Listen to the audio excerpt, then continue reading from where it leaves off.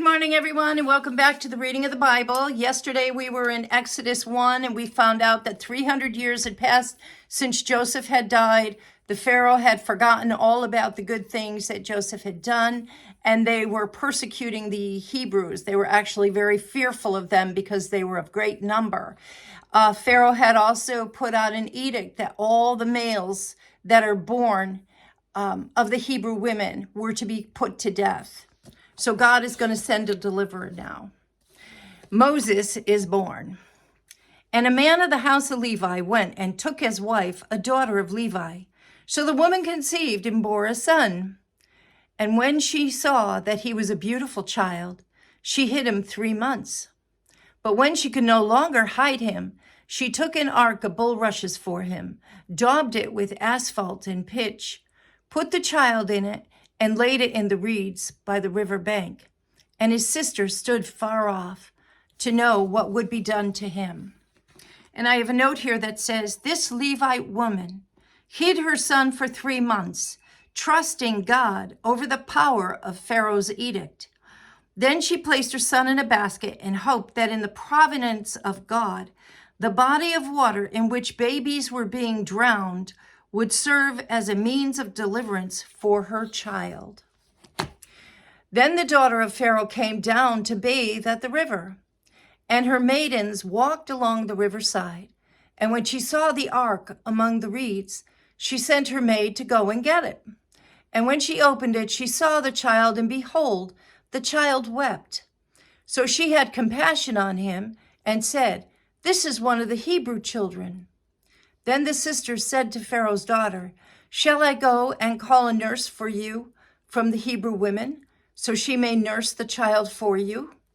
And Pharaoh's daughter said to her, "Go." So the maiden went and called the child's mother.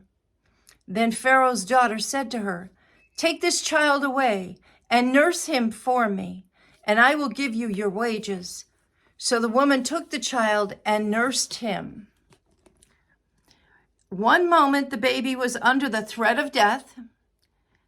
The next moment, his mother was being paid by Pharaoh's daughter. This is the sovereignty of God at work. In the remarkable provision of the Lord, the midwives, the mother, the sister, and even Pharaoh's daughter were used by God to care for a child whom God would use to bring about his kingdom purposes. And the child grew, and she brought him to Pharaoh's daughter, and he became her son.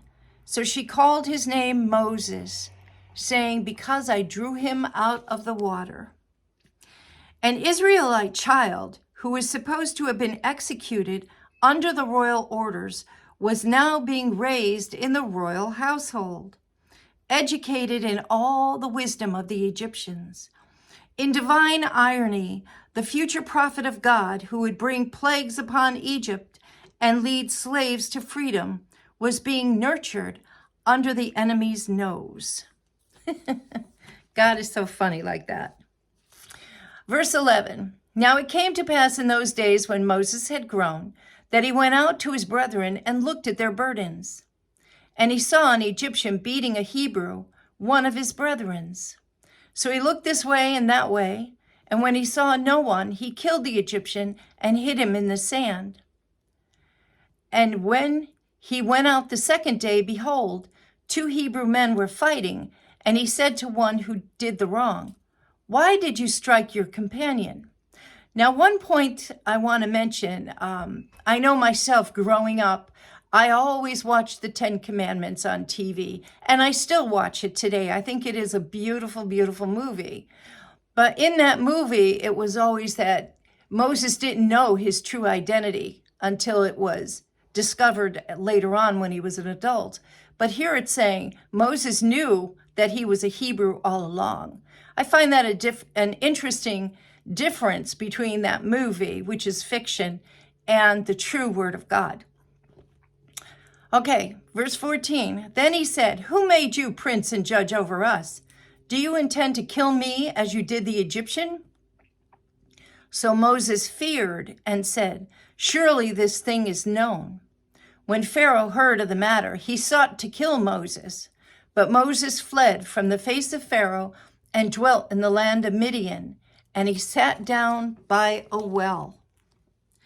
Notwithstanding his advantages, Moses decided to identify with the Hebrews and help them. When he noticed an Egyptian beating a Hebrew, Moses killed the Egyptian and hid his body. But the next day, 2 Hebrews rejected Moses' attempts at peacemaking. One asked Moses if he planned to kill him like he killed the Egyptian. And Moses realized that his actions had become known. When Pharaoh finally caught wind of things, he tried to kill Moses. Moses had to run for his life, fleeing to Midian in modern-day Saudi Arabia. Moses was well-intentioned in trying to help his native people, but he was impulsive. This is a reminder that we shouldn't attempt to do the right things in the wrong way. God's people need God's perspective on their situations. Now the priest of Midian had 7 daughters, and they came and drew water, and they filled the troughs to water their father's flock. Then the shepherds came and drove them away, but Moses stood up and helped them and watered their flocks. When he came to Reuel, their father, he said, "How is it that you have come so soon today?" And they said, "An Egyptian delivered us from the hand of the shepherds, and he also drew enough water for us and watered the flock." So he said to his daughters, "And where is he? Why is it that you left the man? Call him that he may come and eat bread." Then Moses was content to live with the man. He gave Zipporah, his daughter, to Moses, and she bore him a son. He called his name Gershom, for he said, "I have been a stranger in a foreign land." And the note says, in Midian, Moses came to the defense of the daughters of the priest.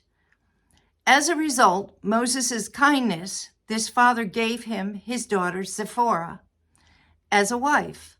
She bore Moses a son, and Moses became a shepherd. Moses went from living as Pharaoh's protege to working as a desert herdsman. But God was supernaturally working behind the scenes to prepare the deliverer of his people. Sometimes to accomplish his purposes through you, God has to take you low before he will take you high. Now, this also reminds me of what happened to Joseph. He put him in the pit first, then into slavery, and then into prison before he went to the palace. And here's the same thing with Moses. He was about to be killed, and he went into Pharaoh's household, and now he is taken out, and after being so high and mighty in Egypt, now he's brought low as being a shepherd. So I think that's very, very interesting. Okay. Now we're going to continue on. Now it happened in the process of time that the king of Egypt died. Then the children of Israel groaned because of the bondage, and they cried out, and their cry came up to God because of the bondage. Hardships forces us to turn our focus upward, to cry out for help. Isn't that true? A lot of times you don't have time for God, you don't have time for Jesus, you don't have time to read the Word of God. But the minute something really bad happens, what's the first thing you do?